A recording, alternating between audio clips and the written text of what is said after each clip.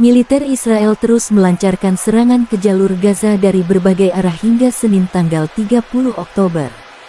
Kepala Staf Umum Pasukan Pertahanan Israel (IDF) Letnan Jenderal Herzi Halevi menegaskan fokusnya saat ini pada satu hal, menang dan melucuti Hamas. Tujuan awal kita satu, menang dan menghancurkan Hamas, kata Herzi Halevi saat briefing pasukannya. Israel mengerahkan kekuatan darat, udara dan laut untuk mencapai misinya.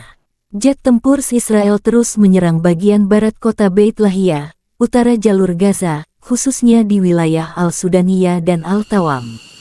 Sementara kapal perang Israel terus menargetkan pantai Rafah dengan rudal terpisah. Hamas menyebut serangan Israel hingga hari ketiga serangan darat gagal. Hamas merilis sejumlah korban dan setidaknya 5 kendaraan militer Israel dilumpuhkan oleh bahan peledak di Jenin dan Nablus. Hamas mempublikasikan foto pelindung kepala milik tentara Israel.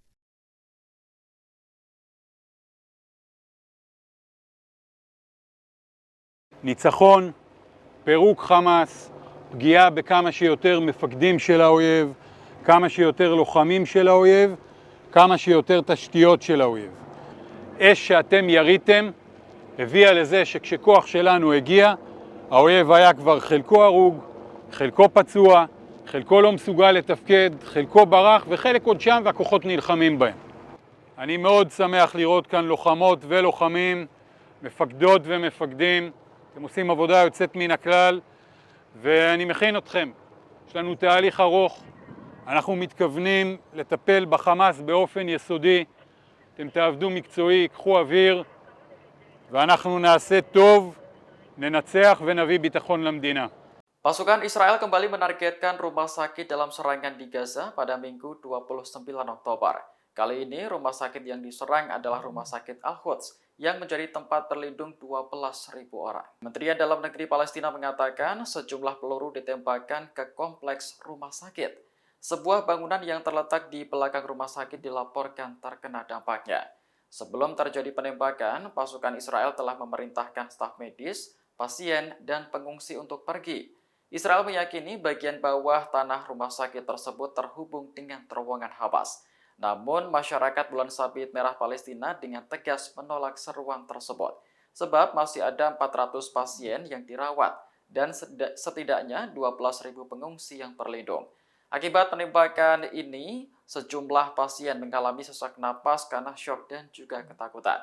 Kepala Organisasi Kesehatan Dunia atau WHO, Tedros Adhanom telah mendengar kabar tersebut. Menurutnya, perintah Israel untuk mengevakuasi pasien rumah sakit Al-Quds sangat keterlaluan.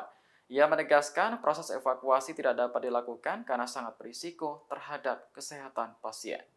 Download Tribun X sekarang, menghadirkan lokal menjadi Indonesia.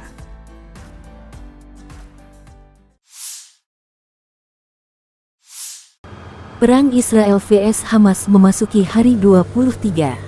Belum ada tanda-tanda perang akan berakhir. Kubu Israel melansir sebanyak 311 prajurit Israel meninggal selama perang berlangsung. Belum termasuk sandera yang dibawa Hamas saat serangan hari pertama tanggal 7 Oktober lalu. Sejauh ini, kami telah memberitahu keluarga dari 311 tentara IDF yang gugur, serta keluarga dari 230 sandera. Demikian dilansir website resmi Angkatan Bersenjata Israel tanggal 30 Oktober.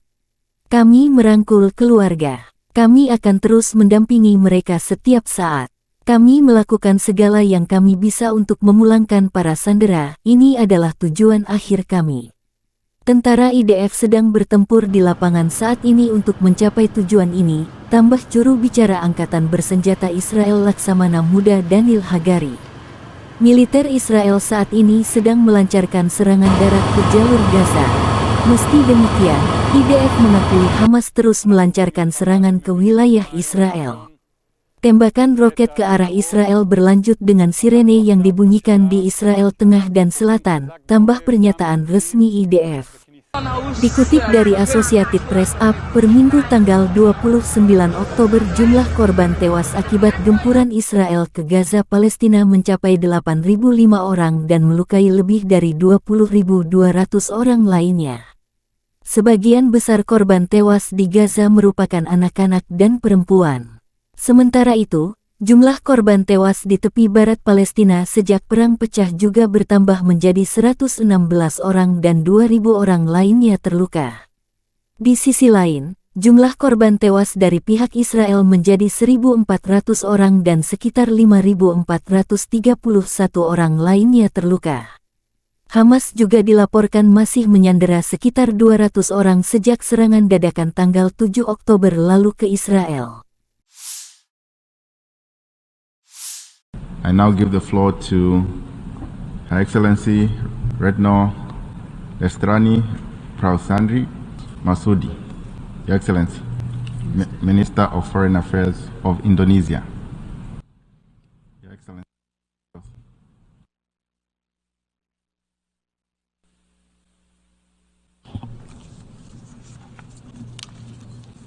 Bismillahirrahmanirrahim. Mr. President, I'm standing here not only as the Foreign Minister of Indonesia, but also as a woman, a mother, and a grandmother. I plea, stop the killing, protect the civilian, let in the humanitarian assistance. Use your heart for justice and humanity. Mr. President, countless times have we stood in this hall to relieve the plight of our Palestinian brothers and sisters. Countless times have we asked the General Assembly for emergency session on the fate of the Palestinian people. Countless times have our hope been crushed due to narrow political interests. The world seems divided in different realities, as if there is a refusal to see the catastrophe in Gaza. The fact is, attacks and killings continue to take place. Yet, amid such a large number of victims, the Security Council failed to take decisive action. 2 days ago, we reminded the Security Council of their moral obligation to save the lives of innocent people. Brings humanity back in the Security Council, and humanity must come first. Mr. President, my presence here today is to defend justice and humanity. To defend justice and humanity. Indonesia condemns, in the strongest term, Israel's violence against Palestinians, against hospitals and places of worship in Gaza. Indiscriminate killings, kidnapping, and collective punishment of civilians must also be condemned because it is inhuman and against international law. This session must rise to the occasion where the Security Council failed to do so. The General Assembly must prove that we, the people of the United Nations, believe in the dignity and worth of human lives. In this regard, 3+1 concrete steps that we should take. First, stop the aggression to prevent more civilian casualties. The General Assembly should demand an immediate, durable, and fully respected ceasefire. We must be able to avoid future recurrence of the atrocities. The General Assembly should call for accountability, including the establishment of an independent commission of inquiry to investigate this horrifying humanitarian situation. Second, ensure humanitarian access and protection of civilians. I call the General Assembly, together with relevant UN agencies, to step up efforts in providing humanitarian assistance in Gaza. We must continue to support the effort by the UN Secretary-General and key countries to allow humanitarian assistance to take place. With the destruction and human suffering in Gaza, 10, 20, 100 trucks loads of humanitarian goods just not enough. Therefore, the General Assembly must call for an immediate, unrestricted, and sustained humanitarian aid. For our part, we will triple our voluntary contribution to UNRWA and call on the international community to support the UNRWA.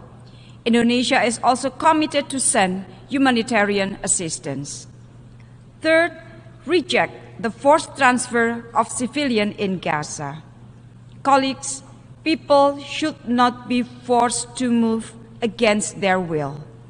The call to evacuate the areas of North Gaza adds to the devastation of continuous bombardment of homes, blockade of electricity, gas, fuel, water, and years of collective punishment.